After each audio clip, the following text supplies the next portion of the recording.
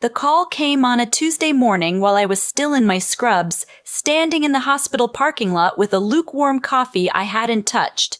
It was my mom. She didn't even say hello. Just, "Sweetheart, I don't want to worry you, but I've been running a fever since Sunday, and I can't keep anything down." That's how she is. Doesn't want to worry me. Which means by the time she calls, things are already bad. I told her to pack a bag. I told her I'd drive the 40 minutes to get her myself. She said no.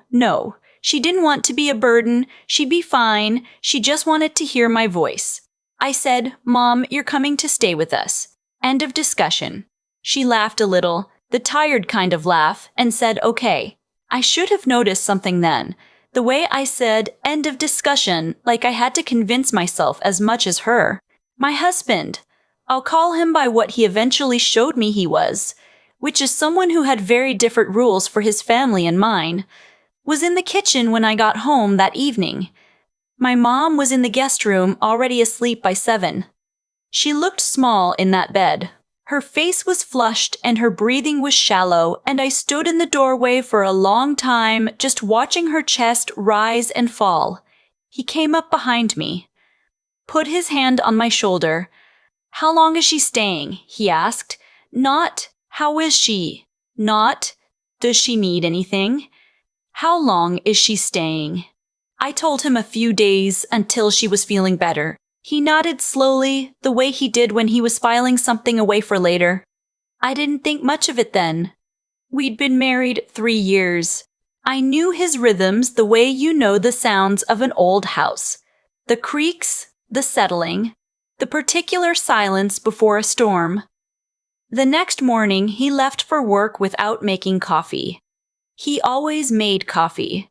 It was his thing, his small daily gesture that I had learned to read as love. No coffee meant something. I made it myself and brought a cup to my mom and sat on the edge of the bed while she sipped it, and she told me about how the fever had come on suddenly, chills first, then heat, then her whole body just gave out. She apologized 3 times during that conversation for being there. I told her to stop. She apologized for apologizing. By the second evening, my husband came home and went straight to the living room and turned on the television. I was in the kitchen making soup, actual homemade soup, because my mom couldn't stomach much else, and I called out that dinner would be in 20 minutes. He said he'd already eaten. He hadn't mentioned eating out. He hadn't texted. He just hadn't come home for dinner and hadn't told me. I brought my mom her soup, and we watched a little TV together in the guest room, and I told her it was nice having her there. She looked at me over her spoon and said, "Is he okay with this?" I said, "Of course." She didn't push it, but she looked at the closed bedroom door down the hall for just a moment before she looked back at her soup. On the 3rd day, she was well enough to sit at the kitchen table.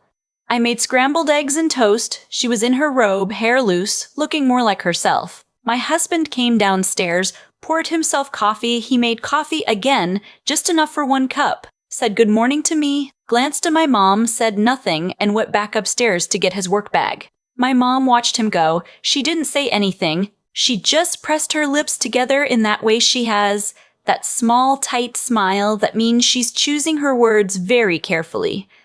"I think I'm well enough to go home tomorrow," she said. "Mom, I feel much better, really. You've taken such good care of me."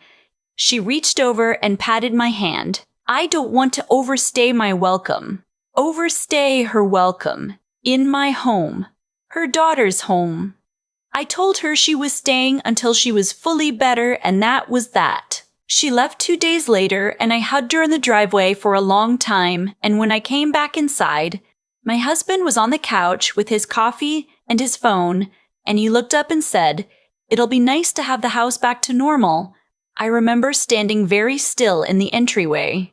I remember thinking, what does that mean, normal?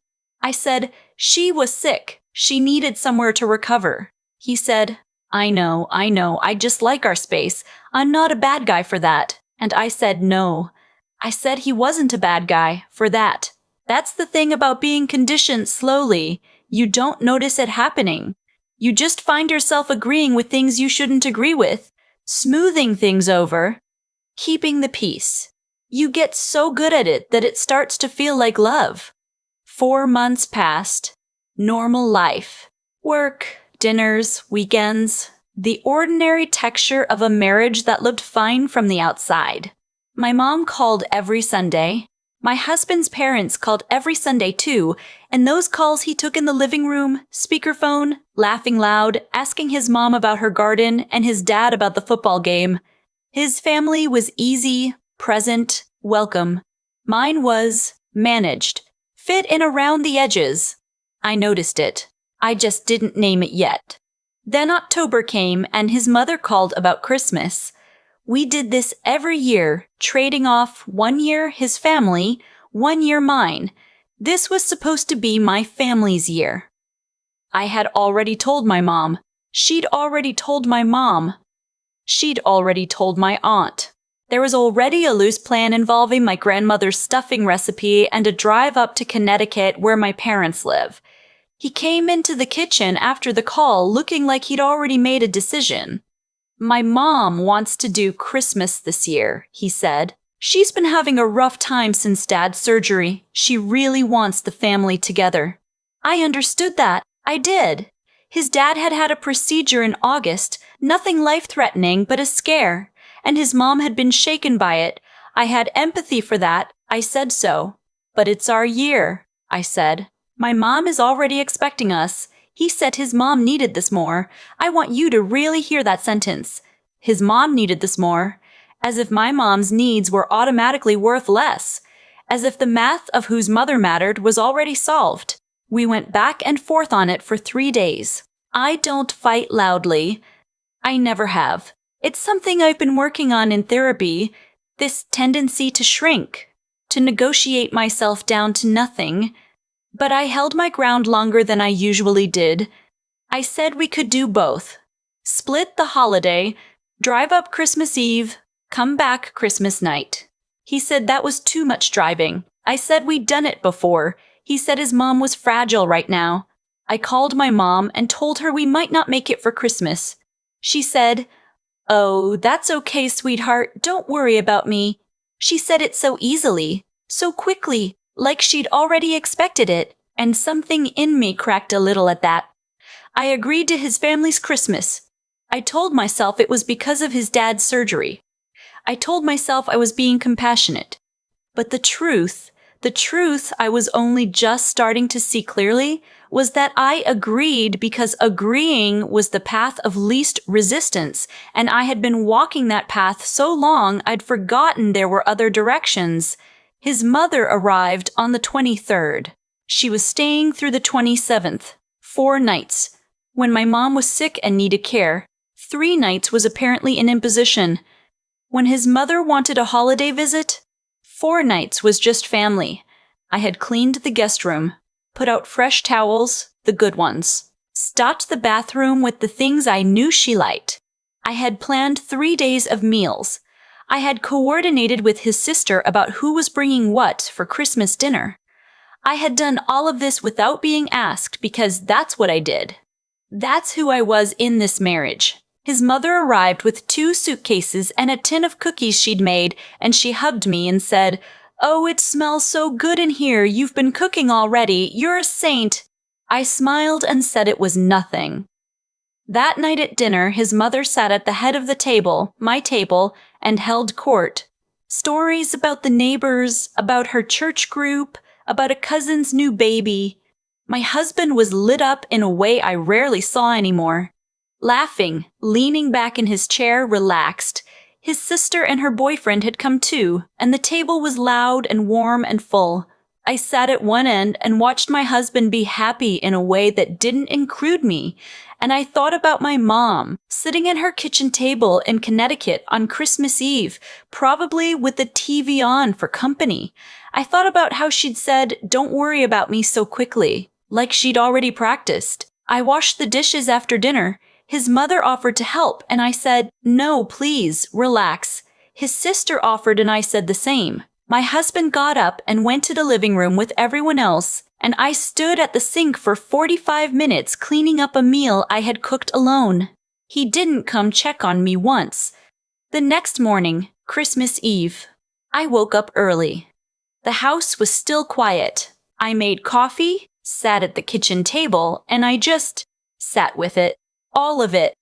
The math of the last 4 months. My mom apologizing for overstaying her welcome. His mother arriving with 2 suitcases and being called fragile when she was, from what I could see, perfectly fine and having a wonderful time.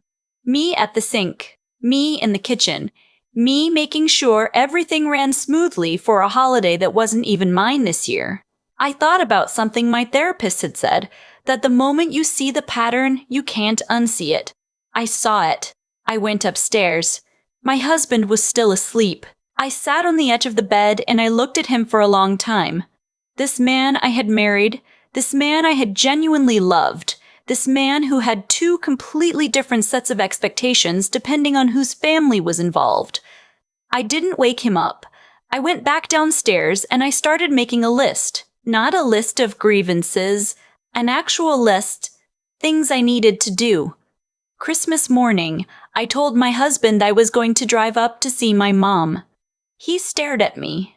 We were in the kitchen.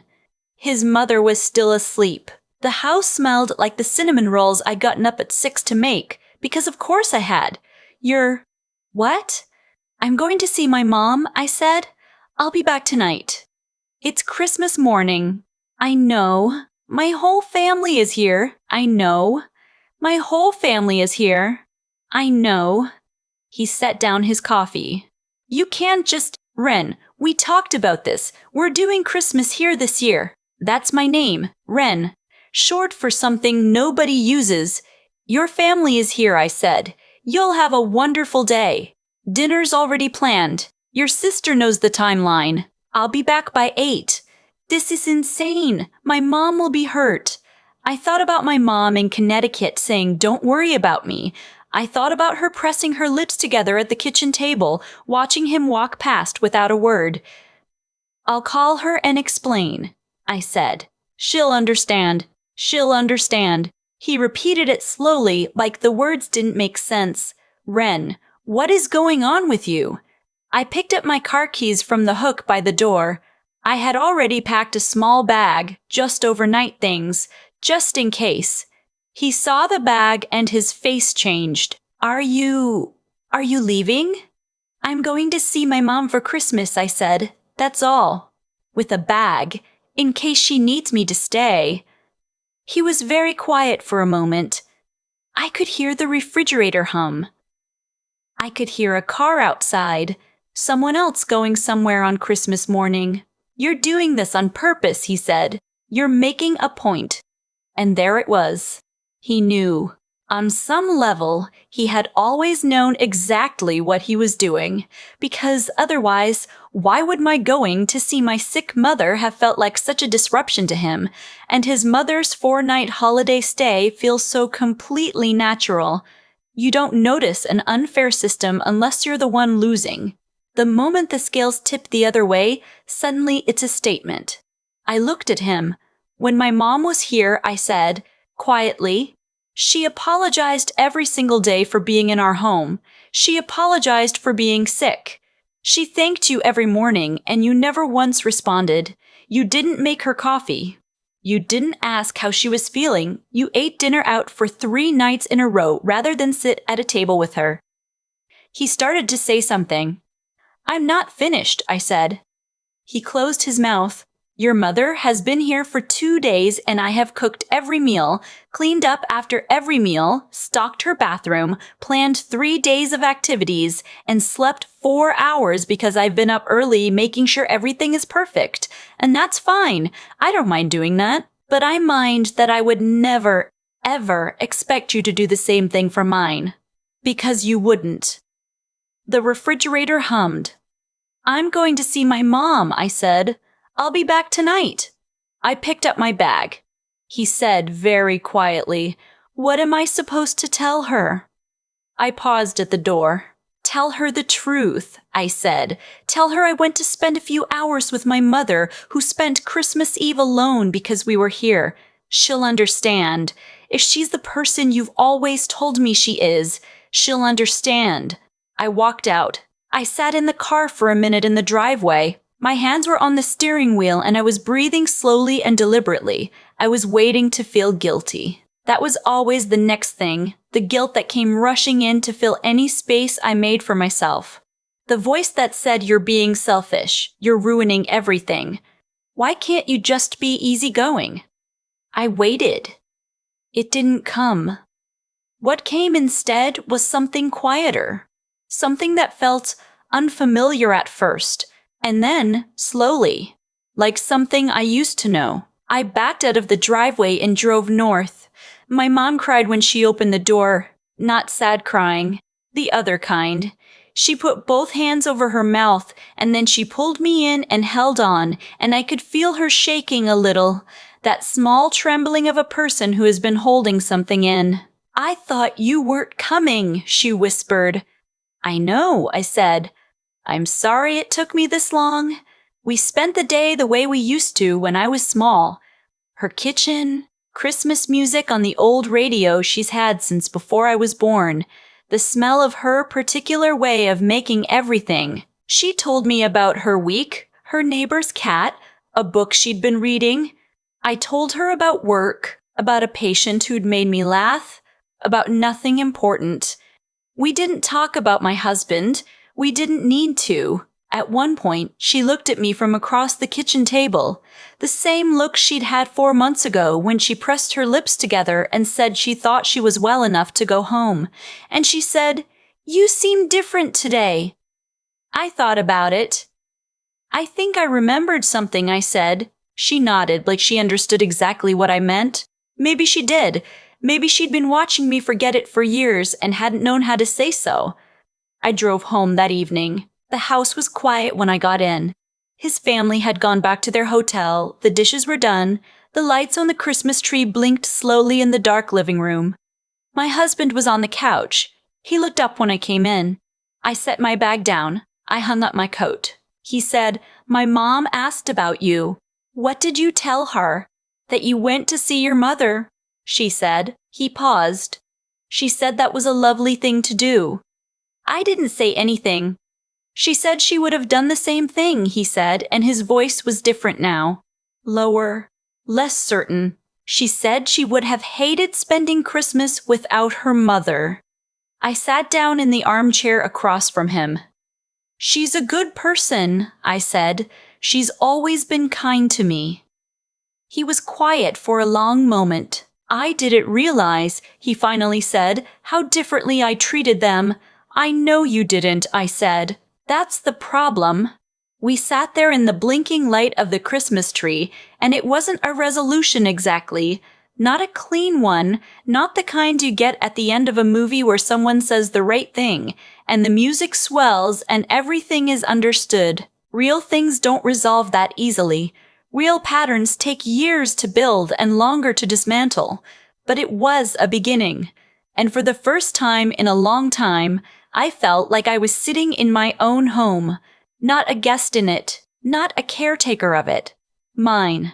I thought about my mom opening the door that morning, hands over her mouth, the small shaking of someone who had waited longer than she should have had to. I thought about how I had almost not gone, and I made myself a quiet promise that the next time I had to choose between being easy and being honest, I would remember what it felt like to drive north on Christmas morning with the windows fogged and the radio low and something returning to me that I hadn't realized I'd lost. It felt like finding my own voice in a room I'd been silent in for years. And once you hear it again, you don't forget how. I keep coming back to that moment in the driveway. Me, sitting in the car with both hands on the wheel, waiting for the guilt to arrive. It didn't. And I think that's what I want to hold on to. Not the fight, not the words I finally said in the kitchen, not even the look on my husband's face when he realized what I was doing. What I want to hold on to is the silence where the guilt used to be, because for years that guilt had been the whole weather system of my life. It told me when to speak and when to stay quiet. It told me my mother's needs were negotiable and his family's were not. It told me that being easy was the same thing as being good. It wasn't. There's something I've learned about the way these patterns work. They don't announce themselves. Nobody sits you down and says, here is the system. Here are the rules. Here is whose mother matters more. It happens in small moments. A coffee made for one. A dinner eaten out 3 nights in a row. A guest room prepared with care for some visitors and barely acknowledged for others.